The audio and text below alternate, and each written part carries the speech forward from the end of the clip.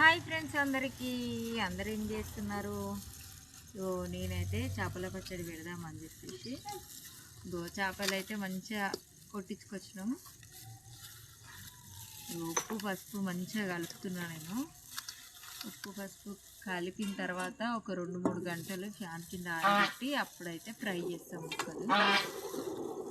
ఇవైతే పులుసు కోసం తీస్తున్నాం. పచ్చడి ముక్కలు అయితే చిన్నగా ఉంటాయి, ఇంత పీసులు చేయించినాం. ఇంకా మేము పులుసు పెట్టుకుందామని పెద్ద ముక్కలు అయితే కట్ చేయించుకొచ్చాం. మీకు చేపల పచ్చడి కావాలనుకుంటే స్క్రీన్ పైన ఉన్న నెంబర్కి అయితే వాట్సాప్ మెసేజ్ చేయండి.